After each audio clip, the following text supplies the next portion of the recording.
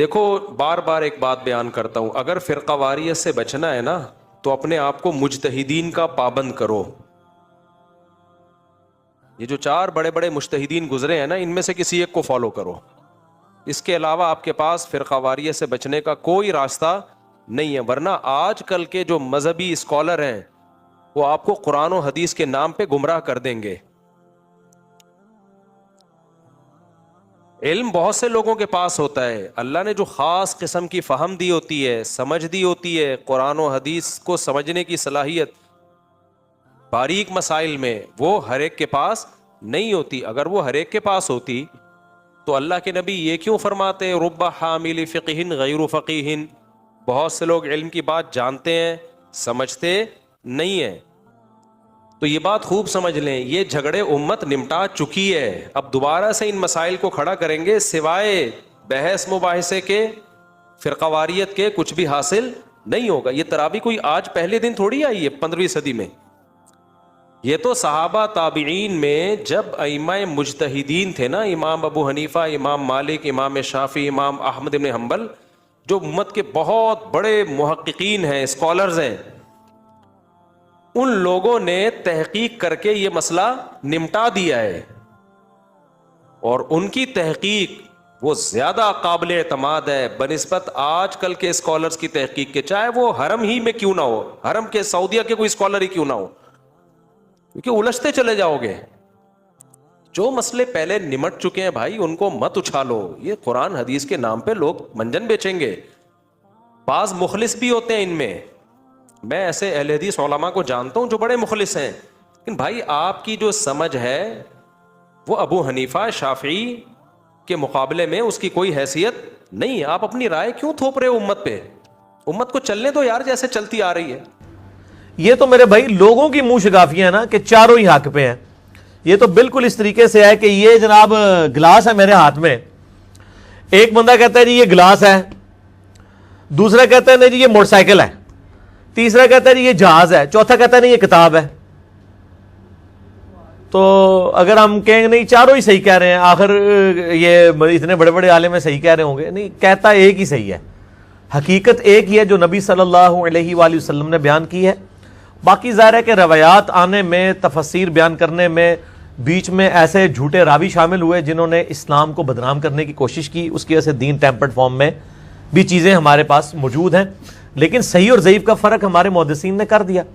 اس حوالے سے صحیح مسلم کا مقدمہ اگر آپ پڑھ کے دیکھیں، جو امام مسلم نے صحیح مسلم کا مقدمہ، صحیح مسلم کا حصہ ہے جو میں نے پڑھایا ہے مسند نمبر 36 کے اندر، ضعیف الاسناد اور من گھڑت احادیث کے فتنے کا تحقیقی جائزہ، امام مسلم نے صحیح مسلم کی پہلے 92 روایات اس دلیل پر لی ہیں کہ صحیح حدیث کیوں ضروری ہے اور جھوٹی حدیثیں کس طرح گھڑی گئی ہیں، اور تابعین میں کتنے بڑے بڑے کذاب ہیں جنہوں نے نبی علیہ السلام کے اوپر جھوٹ باندھے ہیں. تو تابعین میں سے یہ ابان بن ابی عیاش تابعی تھا. تو اب آپ دیکھ لیں یہ کذاب راوی ہے، اسی نے وہ روایت گھڑی ہے کہ سیدنا عمر رضی اللہ تعالی عنہ نے سیدہ فاطمہ کو شہید کیا، ان پہ دروازہ پھینک دیا، نعوذ باللہ. یہ جھوٹا آدمی ہے. تو تابعین میں بھی بڑے بڑے کذاب لوگ پیدا ہوئے ہیں. تو یہ حقیقت ایک ہی ہے. اب وہ روایتیں اگر جعلی ہیں تو ان کو اصول محدثین پہ دیکھا جائے گا. اور پھر سب سے بڑی حقیقت تو ہمارے پاس قرآن کی شکل میں موجود ہے. یہ فوراً روایتوں کے اوپر چلے جاتے ہیں. مجھے پہلے بتائیں کہ امت میں سے کتنے % لوگ ہیں جن کے عقیدے قرآن کے مطابق ہیں؟ اور یار آپ پاکستان کی 22 کروڑ آبادی میں سے 15 کروڑ سے زیادہ آبادی تو قرآن پاک کا پہلا صفحہ سورہ فاتحہ کا ٹیسٹ نہیں پورا کر سکتی. ایاک نعبد و ایاک نستعین. حدیثوں پہ تو بعد میں آئیں گے، پہلے یہ تو ٹیسٹ پورا کریں. یہ تو کبھی کسی بابے سے جا کے مانگتے ہیں، کبھی کسی قبر کے اوپر جا کے مانگتے ہیں، اور قرآن میں وہ نماز میں پڑھتے ہیں ایاک نعبد و ایاک نستعین، وہ نماز میں ہی رہ جاتا ہے. تو پہلے قرآن کے اوپر آئیں. قرآن ہماری ٹیکسٹ بک ہے.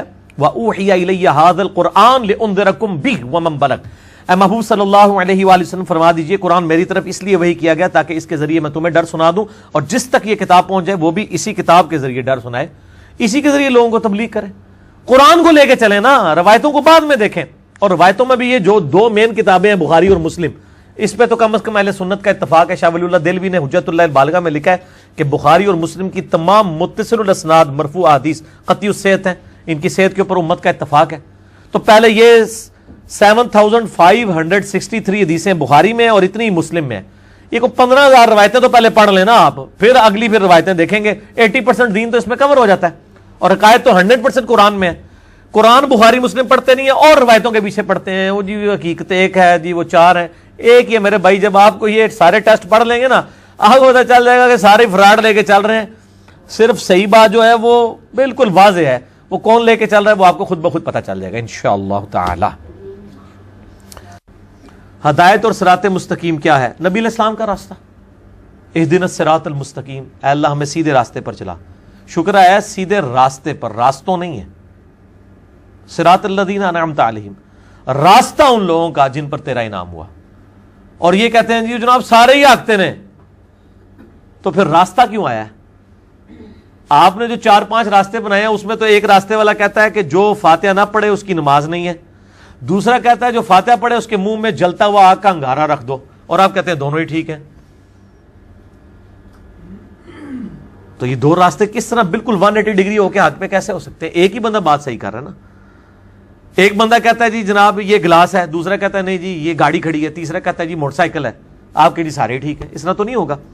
तो सिरात मुस्तकीम नबी इस्लाम का रास्ता है। मुस्नद इमाम अहमद में हदीस मौजूद है। मेरा मसला नंबर 78 का नाम यही है, सिरात मुस्तकीम की हकीकत और कब्र के 4 सवाल। उसी में से मेरा क्लिप है जो लाखों लोगों ने देखा है, कब्र के 4 सवाल, 3 नहीं 4। आप यूट्यूब पर जाके लिखे कब्र के 4 सवाल। हाँ ये आ गई आयत नंबर है 153 सूरतुल अनाम। व अन्ना हादा सिराती मुस्तकीमा, और बेशक ये है मेरा सीधा रास्ता, वही सिरात मुस्तकीम। फत्तबिऊ, इसकी पैरवी करो। वला तत्तबिउ सुबुल, और इर्द गिर्द के शैतानी रास्तों की पैरवी मत करो। फतफर्रका बिकुम अन सबीली, ये तुम्हें मेरे रास्ते से बहका देंगे। ज़ालिका वस्साकुम बिही लअल्लकुम तत्तकून, ये वो चीज है जिसकी अल्लाह ताला तुम्हें वसीयत करता है ताकि तुम अल्लाह का तकवा इख्तियार करो। ये आयत आप अलैहिस्सलाम ने तिलावत की। मुस्नद इमाम अहमद में सही सनद के साथ हदीस है। मिशकात में शुरू का चैप्टर जो है ना, किताबुल एतिसाम बिल किताब व सुन्ना, किताब व सुन्नत को मजबूती से पकड़ना, उसमें ये हदीस है। नबी अलैहिस्सलाम ने जमीन पे एक लकीर दरमियान में सीधी खींची, इर्द गिर्द टेढ़ी लकीरें खींची, और फिर आपने यूं उस लकीर पे हाथ रख के कहा व अन्ना हादा सिराती मुस्तकीमा, ये है मेरा सीधा रास्ता, इसकी पैरवी करो और इर्द गिर्द के शैतान के रास्ते। और आपने फरमाया कि ये हर रास्ते पे एक शैतान बैठा हुआ है जो अपनी तरफ तुम्हें बुला रहा है, और ये सीधा रास्ता बीच में मेरा है। यानी नबी अलैहिस्सलाम का रास्ता और अल्लाह का रास्ता एक है। मैं युतिइल्लाह व रसूल फ़क़द अता अल्लाह। तो नबी अलैहिस्सलाम का रास्ता सिरात मुस्तकीम है, और ज़ाहिर है वो वही है जो कुरान हकीम के अंदर है। बस ठीक है। हाँ जी, ये गांधी साहब कहते हैं कि चारों इमाम बरहक है, वो इस बिना पर कहते हैं कि वो किसी मसले का भी हल पेश करते हैं इज्तिहाद की बिना पर। आप उनमें से जिसके भी मसले को इख्तियार कर लें वो ठीक है। मैंने जवाब दे दिया मेरे भाई कि किसी के मसले को इख्तियार कर लें वो ठीक है, इस तरह नहीं है। दलील की बुनियाद के ऊपर चीज़ों को लिया जाएगा ना। अगर एक शख्स बगैर दलील के या कमज़ोर दलील के ऊपर बुनियाद पे वो एक दीन में मसला खड़ा करता है, आप देखें ना उम्मत में नुकसान फिर उस चीज़ का कितना ज़्यादा हो रहा है। मिसाल के तौर पे मैं आपको बताता हूँ कि बीवी को हाथ लगाने से वुजू टूट जाता है, ये इमाम शाफी ने एक मसला बयान किया है, और इस मसले की तकलीफ आज तक उम्मत काट रही है। जो शाफी हैं, हम तो नहीं काट रहे, हम तो इमाम बुखारी के साथ हैं कि इमाम बुखारी ने बाब बांधा है सही बुखारी में। नबी अलैहिस्सलाम की हदीस लेके आए कि सईदा आयशा कहती हैं हुजरा तंग था, मैं सामने लेटी होती थी, नबी अलैहिस्सलाम नमाज पढ़ते थे, सजदे में जाते वक्त मेरे पाँव को टो देते थे, मैं पाँव समेट लेती थी, आप सजदा करते थे, उसके बाद जब दोबारा क़याम में जाते थे मैं फिर पाँव सीधे कर देती थी। इससे इमाम बुखारी ने ये बाब इस पे यानी मसला निकाला है कि औरत को हाथ लगाने से वजू नहीं टूटता। ठीक है जी। अब जो बंदा ये बता गया कि औरत को हाथ लगाने से, बीवी को हाथ लगाने से वजू टूट जाता है, उसकी तकलीफ आज उम्मत को इस तरह काटनी पड़ रही है कि इंडोनेशिया और मलेशिया के जो शाफी हैं ज़्यादातर लोग, आप ज़रा उनकी औरतों को हाज उम्रे पे देखें, उन औरतों ने गर्मियों में भी दुस्ताने पहने होते हैं। वो आप ये ना समझे उन्होंने पर्दा किया होता है, चेहरे उनके खुले ही होते हैं, चेहरे का नकाब नहीं करती हैं, और पूरे उन्होंने हाथों के ऊपर यहाँ तक दुस्ताने बांधे होते हैं। आप उनसे पूछें क्या तकलीफ है आपको, तो वो कहेंगे चूंकि हमने अपने मर्द के हाथ में हाथ डालना होता है, तो चूंकि खामंद को हाथ लगाने से वजू टूट जाता है, तो अपना वजू संभालने के लिए हमने ये जो मुसीबत काटी हुई है दुस्ताने वाली। तो हाथ तो फिर भी पकड़ा ही हुआ है मर्द का, विच खाली एक शाही आ गई है ना। تو اس کا مطلب یہ پریکٹیکلی جعلی مسئلہ ہے، کیونکہ امت نے ریجیکٹ کر دیا، امت نے دستانہ پہن کے تو وہ یہ کام کرنا شروع کر دیا۔ اب اس طرح کے جو جعلی مسئلے ہیں، اس طرح کے مسئلوں کا تو غامدی صاحب بھی بہت مذاق اڑاتے ہیں۔ جب وہ مذاق اڑا رہے ہوتے ہیں تو اس کا مطلب یہ ہے کہ امام حق پہ نہیں ہے وہ اس مسئلے میں، ورنہ تو خود عمل کر رہے ہو نا۔ وہ خالی نہ صرف ان چیزوں کو غلط کہتے ہیں بلکہ ان کا مذاق بھی اڑاتے ہیں کہ یار کتنی فضول سا مسئلہ ہے یہ، ٹھیک ہے نا جی۔ تو اس قسم کے یعنی مسائل جو بیان کرتے ہیں، اسی طریقے سے آپ دیکھیں کہ خون نکلے سے وضو والا مسئلہ ہے۔ روایت ہے ابو داؤد کے اندر کہ ایک صحابی کو یعنی وضو کے دوران یعنی نماز پڑھنے کے دوران تیر لگ گیا، ان کا خون نکلتا رہا، اور اسی حالت میں انہوں نے نماز مکمل کی ہے۔ نماز نہیں توڑی ورنہ وضو ٹوٹ جائے۔ ایک بندے کا اگر نماز کے دوران پیشاب نکل جاتا ہے تو کیا نماز جاری رکھے گا؟ وہ نماز ٹوٹ گئی۔ ایک بندے کا خون نکل رہا ہے، نماز ٹوٹ گئی، اور دوسرے ساتھی اس کو کہتے ہیں تم نے مجھے جگایا کیوں نہیں؟ ان کا میں نے ایک صورت شروع کر لی تھی، میں نے کہا میں اس کو اب مکمل کر کے ہی نماز مکمل کروں، یعنی کوئی شرعی عذر بھی نہیں تھا اس کے اوپر، دوسرے بندے کو بلا سکتا تھا۔ اس نے نماز مکمل کی، آپ علیہ السلام نے نہیں فرمایا کہ تیرا وضو ٹوٹ گیا تھا۔ تو خون نکلنے سے وضو نہیں ٹوٹتا، اس مسئلے میں امام شافعی کا موقف ٹھیک ہے کہ وضو نہیں ٹوٹتا، امام حنیفہ کا غلط ہے، اور امام بخاری کا بھی یہی موقف ہے کہ خون نکلنے سے وضو نہیں ٹوٹتا۔ امام ابو داؤد نے بھی یہی موقف اڈاپٹ کیا ہے۔ اور یہاں پہ وہ مذاق اڑا رہے ہوتے ہیں جی کہ جی وہ لوگ جو ہیں اپنی مرضی کا دین لیں گے، جب ان کا بیوی کو ہاتھ لگانا ہوگا تو وہ حنفی بن جائیں گے، جب وضو توڑنا ہوگا تو شافعی بن جائیں گے۔ نہیں بھائی، ہم محمدی بنیں گے ہر مسئلے میں۔ نبی علیہ السلام نے ہر چیز کھول کے بیان کی ہے، مضبوط روایتیں لے کے پھر اگلی بات کریں گے۔ زیادہ فضائل نماز والے چیپٹر میں یہ واقعہ نقل کیا ہے، اس کے بعد انہوں نے عجیب و غریب اس سے رزلٹ نکالا ہے۔ یہ حدیث جب انہوں نے لکھی نا، وہ حدیث تو لکھ رہے تھے کہ صحابہ کا نماز میں خشوع خضوع کتنا ہوتا تھا، فضائل اعمال میں فضائل نماز والے چیپٹر کے اندر۔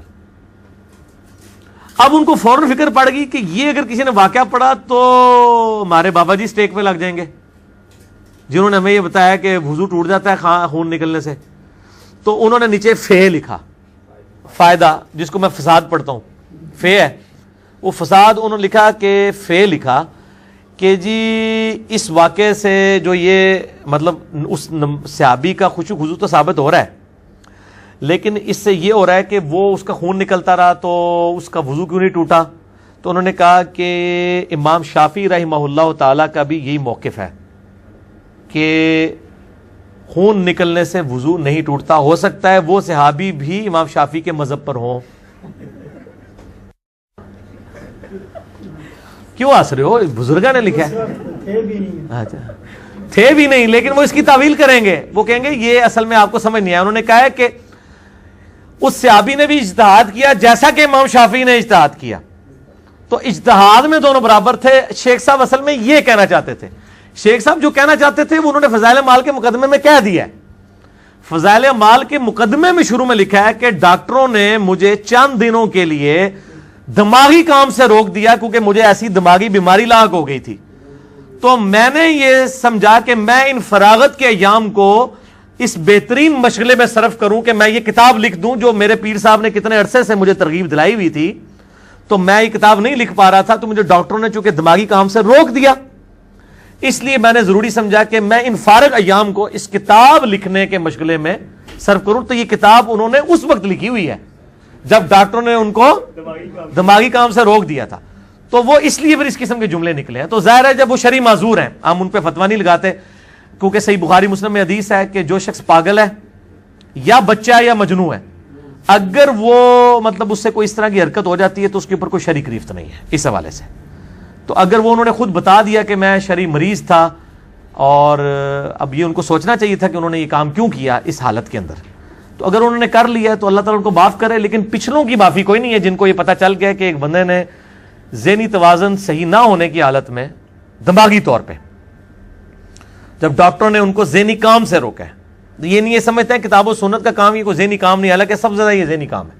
اس وقت یہ انہوں نے لکھا ہے، ان کی تو شاید معافی ہو جائے، پچھلوں کو چاہیے کہ وہ کان چاٹ کے اس طرح کی چیزیں نکالیں۔ جناب فضائل اعمال میں ہی لکھا ہوا ہے کہ ایک بزرگ تھے، وہ 12 دن تک انہوں نے ایک ہی وضو سے ساری نمازیں پڑھی۔ 12 دن تک تو یہ نہیں کسی صحابی کے بارے میں بھی نہیں ملتا، کسی تابعی کے بارے میں بھی نہیں ملتا۔ یہ کون سا بندہ ہے جو 12 دن تک ایک وضو کے ساتھ ساری نمازیں پڑھتا رہے؟ تو بس اس طرح کے واقعات پھر اسی لیے آئے ہیں نا میرے بھائی۔